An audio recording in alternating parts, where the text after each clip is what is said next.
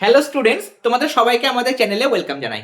তোমরা যারা ক্লাস 9-এ সবেমাত্র উঠেছো বা তোমরা উঠতে চলেছো, তোমাদের ক্লাস 8-এ যেহেতু ফাইনাল পরীক্ষা কমপ্লিট হয়ে গেছে, ক্লাস 9 আমরা শুরু করব। অলরেডি ক্লাস 9-এর সমস্ত সাবজেক্টের সিলেবাস কিন্তু আমরা আলোচনা করেছি। রিসেন্ট একটা ভিডিও প্রোভাইড করেছি যেখানে ফার্স্ট, সেকেন্ড এবং থার্ড ইউনিট টেস্টে প্রত্যেকটা সাবজেক্টের কত নম্বর পরীক্ষা হয়, বিভিন্ন সাবজেক্টে যে চ্যাপ্টারগুলো আছে সেখান থেকে কত নম্বরের প্রশ্ন আসে, এমসিকিউ 1 নম্বরের, 2 নম্বরের, 3 নম্বরের বা বড় প্রশ্ন হিস্ট্রি জিওগ্রাফির ক্ষেত্রে কোন চ্যাপ্টার থেকে কটা আসে এই সংক্রান্ত ডিটেলস কিন্তু ভিডিও প্রোভাইড করা হয়েছে। যারা দেখোনি অবশ্যই দেখে নিও।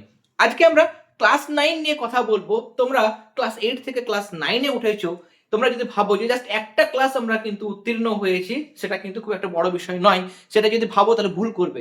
তার কারণ হচ্ছে যখনই তুমি ক্লাস 9-এ উঠলে ক্লাস 8 পর্যন্ত হচ্ছে উচ্চ প্রাথমিক, আপার প্রাইমারি। ক্লাস 9-10-এ যারা উঠছে, ক্লাস 9-এ উঠছো, তার মানে কি তোমরা কিন্তু বোর্ড এক্সামের মধ্যে চলে আসছো। বোর্ডের এক্সামে ক্লাস 9-এর যা প্যাটার্ন, ফার্স্ট, সেকেন্ড, থার্ড, তোমরা নিশ্চয়ই সিলেবাসটা দেখেছো। ক্লাস 10-এও কিন্তু ফার্স্ট, সেকেন্ড, থার্ড বা মাধ্যমিক পরীক্ষার প্যাটার্ন কিন্তু একই রকম। তাহলে মাধ্যমিক পরীক্ষার যে পরিবেশ বা এনভায়রনমেন্ট, সেই পরিবেশের মধ্যে কিন্তু অলরেডি তোমরা এন্টার করে ফেলেছো। এবং সিলেবাস দেখো, ক্লাস 8-এ যদি আমরা সিলেবাস দেখি সে তুলনায় ক্লাস 9-এর সিলেবাস অনেক বেশি। লাইফ সায়েন্স তুলনামূলক ক্লাস 8 থেকে ক্লাস 9 একটু হয়তো বেশি, কিন্তু ফিজিক্যাল সায়েন্স দেখো, ম্যাথস দেখো, অনেক টাফ চ্যাপ্টার কিন্তু ক্লাস 9-এর মধ্যে রয়েছে এবং সেখানে সিলেবাস কিন্তু অনেকটাই বেশি। এবং আমাদের সঠিক স্ট্র্যাটেজি নিয়ে পড়তে হবে। কেন সঠিক স্ট্র্যাটেজি? তার কারণে আমরা পরীক্ষার সময় সারা বছর হয়তো পড়ি, পরীক্ষার সময় এমন কিছু জেনারেল মিস্টেক করি যে কারণে আমাদের প্রেজেন্টেশন স্কিলটা অনেকটা খারাপ হয়ে যায় এবং আমাদের প্রাপ্ত নম্বর আমরা কিন্তু নিজেরাই কিন্তু নিজেদের দোষে কমিয়ে ফেলি। তাহলে চলো সারা বছরের আমরা স্ট্র্যাটেজি, টপারদের টপ সিক্রেট কি, তারা কিভাবে লেখে, এবং তোমরা ডিসেম্বর মাসে তোমাদের স্টাডি রুটিন কেমন হওয়া উচিত, কোন কোন চ্যাপ্টারগুলো দিয়ে স্টার্ট করলে সুবিধাজনক হবে, বিভিন্ন সাবজেক্টের কোন কোন চ্যাপ্টার তোমরা পড়বে, তাই তো ডিসেম্বর মাসে তো আমরা একদম 12 ঘন্টা 10 ঘন্টা করে পড়বো না। তাহলে কতটা সময় পড়বো, কিভাবে পড়বো, কোন কোন সাবজেক্টের কোন কোন চ্যাপ্টার আমরা পড়বো, ডেইলি আমাদের পড়ার সময় কতক্ষণ হবে, সমস্ত কিছু নিয়ে কিন্তু আমরা আজকে ভিডিও প্রোভাইড করতে চলেছি। অবশ্যই স্কিপ না করে শেষ পর্যন্ত তোমরা কিন্তু দেখতে থাকো। প্রথমেই বলি কেন তোমাকে ডিসেম্বরে বইটা একটু উল্টে দেখতে হবে। এক হচ্ছে সিলেবাস হিউজ। ক্লাস 8-এ তোমরা যেটুকু ভৌত বিজ্ঞান পড়েছো, ক্লাস 9-এ সেটা কিন্তু প্রায় 3 গুণ হয়ে যাবে। তাহলে হঠাৎ করে সিলেবাস দেখলে কিন্তু ভয় লাগতে পারে। 2 নম্বর হচ্ছে ক্লাস 9 হলো ক্লাস 10-এর বা মাধ্যমিকের একটা ফাউন্ডেশন, তাই না? ক্লাস 9-এর কনসেপ্ট যদি ক্লিয়ার করতে না পারো, এর পরের বছর মাধ্যমিকে গিয়ে কিন্তু সমস্যায় পড়তে হবে। 3 নম্বর হচ্ছে যে কনফিডেন্স। ডিসেম্বরে যদি তুমি অঙ্কের দুটো চ্যাপ্টার হয়তো এগিয়ে রাখলে, ক্লাসে যখন স্যার তোমাকে অঙ্ক করাবেন তখন তুমি সবার আগে হাত তুলতে পারবে। কোনো প্রশ্ন জিজ্ঞাসা করা হচ্ছে কোনো একটা সাবজেক্টে, সেটাতেও তোমরা কিন্তু আনসার করতে পারবে। তখন তুমি ভাবো যে তোমার সেক্ষেত্রে কনফিডেন্স লেভেলটা কোথায় গিয়ে পৌঁছবে। এখন খাতা পেন নিয়ে বসে পড়ো। আমি বলে দিচ্ছি ডিসেম্বরের কোন সাবজেক্টে কোন চ্যাপ্টার দিয়ে শুরু করা সব থেকে বুদ্ধিমানের কাজ হবে। শুরু করব আমরা গণিত দিয়ে। অঙ্ক দিয়ে কেন শুরু করব? তার কারণ এখানে মুখস্থ করার কোনো বিষয় কিন্তু নেই।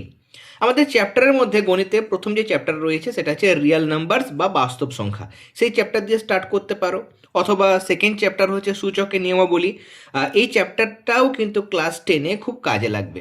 ওকে, এবং ডিসেম্বরের মধ্যে সূচকের নিয়মাবলী এই চ্যাপ্টারটা কমপ্লিট করবে, বা বাস্তব সংখ্যাটাও তোমরা তার সঙ্গে সঙ্গে কমপ্লিট করতে পারো। নেক্সট হচ্ছে ভৌতবিজ্ঞান বা ফিজিক্যাল সায়েন্স। ক্লাস 9-এর ভৌতবিজ্ঞান কিন্তু খুব কনসেপচুয়াল। চ্যাপ্টার যদি আমরা দেখি, প্রথম অধ্যায় রয়েছে আমাদের মেজারমেন্ট বা পরিমাপ, সেটা খুব সহজ, এটা দিয়ে তোমরা কিন্তু স্টার্ট করতে পারো। নেক্সট যদি আমরা দেখি বল ও গতি, ফোর্স অ্যান্ড মোশন, সেটা কিন্তু অনেক সূত্র রয়েছে, অনেক ডিফিকাল্ট বা নিউমেরিক্যাল প্রবলেম রয়েছে, সেই জন্য আমরা সেটা করব না। আমরা পরমাণুর গঠন চ্যাপ্টারটা করতে পারি, সেখানে রাদারফোর্ডের পরমাণু মডেল, বিভিন্ন কণা ইলেকট্রন, প্রোটন, নিউট্রন কি আবিষ্কার করেছিলেন, সেই গল্পগুলো তোমরা কিন্তু মানে রিডিং পড়তে পারো। ওকে, জীবন বিজ্ঞানের ক্ষেত্রে আমরা সহজ চ্যাপ্টার বেছে নেব। প্রথমে যদি তোমাদের মনে হয় কারো যে জীবন ও তার বৈচিত্র্য যে চ্যাপ্টারটা রয়েছে, লাইফ অ্যান্ড ইটস ডাইভার্সিটি, তাহলে সেটা তোমরা স্টার্ট করতে পারো। ওকে, সেখানে ট্যাক্সোনমি রয়েছে বা হায়ারার্কি আছে, সেখানে নামগুলো একটু মানে কঠিন বা জটিল মনে হতে পারে। যাদের জটিল মনে হবে তোমরা সেকেন্ড চ্যাপ্টার জীবন সংগঠনের স্তর পড়তে পারো। ক্লাস 8-এর সঙ্গে মিল রয়েছে, সাদৃশ্য রেখে সেকেন্ড চ্যাপ্টারটা স্টার্ট করাটা সুবিধাজনক হবে এবং সহজ হবে।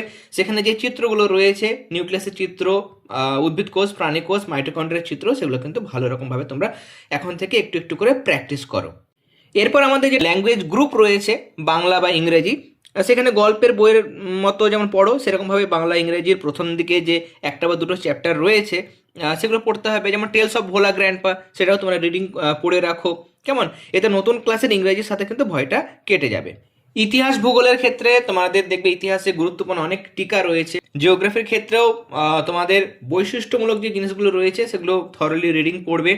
চিত্র আছে দেখবে, সেই চিত্রগুলো কিন্তু বাড়িতে এখন সময় রয়েছে অনেকটা, এখন পড়াশোনার চাপও নেই, বাড়িতে বসে বসে কিন্তু চিত্রগুলো প্র্যাকটিস করবে। এবার আসবো আমরা টাইম ম্যানেজমেন্ট নিয়ে।